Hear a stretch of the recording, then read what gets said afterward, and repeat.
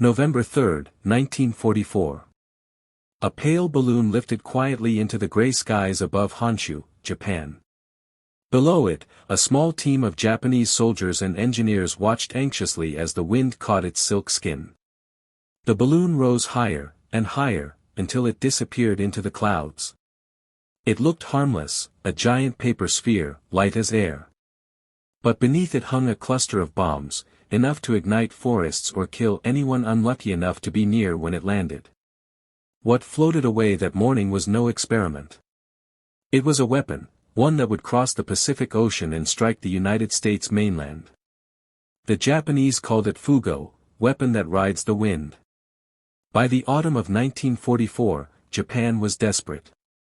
The tide of the war had turned.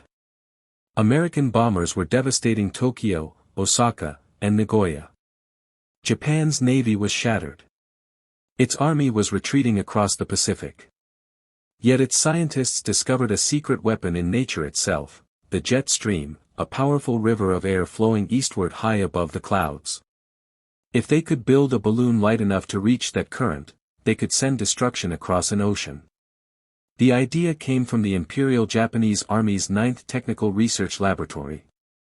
Engineers designed hydrogen balloons made from layers of handmade paper glued together with a potato-based paste. Each balloon was 33 feet wide and carried a metal frame holding explosives and sandbags. But there was a challenge: the flight would take several days, and the balloons would rise and fall as the hydrogen expanded or contracted in sunlight. To keep them afloat, Japanese scientists devised an ingenious, and terrifying, automatic ballast system. Barometers and fuses would trigger a small charge whenever the balloon sank too low, dropping a sandbag to make it lighter. Once all the sandbags were gone, the bombs would drop, wherever the wind had taken them. Thousands of schoolgirls in Japan were mobilized to help glue the paper panels together. They were told they were helping defend their homeland. None knew that the fragile sheets in their hands would soon drift thousands of miles away, carrying death. By late 1944, Japan had launched over 9,000 fugo balloons into the sky, an invisible armada bound for North America. The first balloons reached the American mainland in early November. They appeared in strange places: forests, fields, even deserts. Ranchers and lumberjacks reported mysterious white domes floating silently above the trees. In Wyoming, a balloon exploded in a pasture, leaving only twisted fragments of metal. In Montana, another tangled in power lines, causing a brief blackout. Across Oregon and Washington, strange parachutes were found hanging in trees, their cords trailing like ghostly ribbons. At first, the U.S. military didn't know what to think. Were these weather devices? Spy equipment? Or the beginning of a biological attack? The FBI, the U.S. Army Air Forces, and even meteorologists were called in to investigate. They quickly realized the balloons came from Japan. Tracing the altitude and wind speed, scientists at the Weather Bureau discovered the existence of the jet stream, a phenomenon previously unknown in the West. But officials made one crucial decision: to keep the discovery secret. They feared public panic, and more importantly, they didn't want Japan to know the balloons were reaching America. So they imposed an immediate news blackout. The silent invasion continued, and few Americans even knew it was happening. Meanwhile, in Japan, teams were launching balloons daily from hidden sites along the coast of Honshu. Each one took hours to fill with hydrogen and required perfect weather conditions. Soldiers wore heavy gloves and masks to avoid static sparks that could ignite the gas. The launches were carefully timed. As the balloon drifted into the high-altitude jet stream, it would be carried across the Pacific in 3 to 4 days, an astonishing technological feat for 1944. Most of the balloons vanished over the ocean. But some made it, and caused real destruction. In March 1945, one landed near Hanford, Washington, where America's top-secret Manhattan Project was producing plutonium for the atomic bomb. The explosion cut power lines to the facility, briefly halting production. The damage was quickly repaired, but the risk was alarming. Had the balloon struck closer to the reactor, the consequences could have been catastrophic.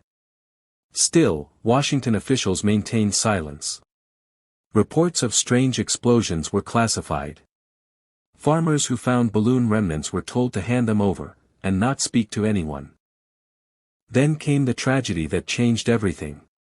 May 5, 1945, Bly, Oregon. A young pastor named Reverend Archie Mitchell drove into the forest with his pregnant wife, Elsie, and 5 children from his Sunday school. They were planning a picnic on a spring morning. As the group wandered through the woods, one of the children spotted something strange half buried in the snow, a large balloon with a metal frame attached.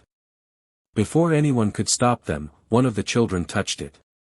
The explosion echoed across the valley. Elsie Mitchell and all 5 children were killed instantly, becoming the first and only American civilians killed on the U.S. mainland by enemy action during World War II.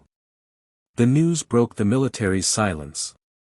The government finally confirmed that Japan had been launching balloons, though officials downplayed the danger, insisting the attacks were over.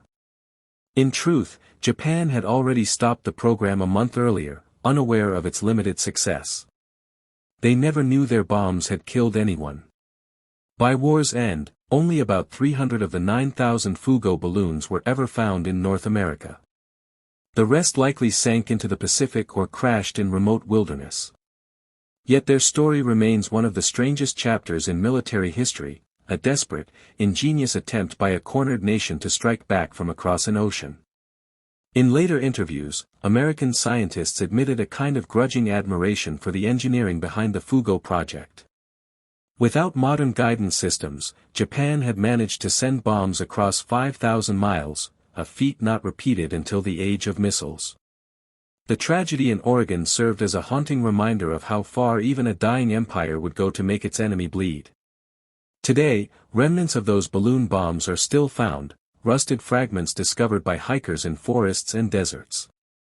They are relics of a time when the wind itself became a weapon. As I tell my students, history isn't just written in victories. Sometimes, it's carried silently on the air, unseen, unstoppable, and deadly. Japan's Fugo balloons failed to change the course of the war. But they succeeded in proving a sobering truth: even when the guns fall silent, the reach of war can drift far beyond the battlefield.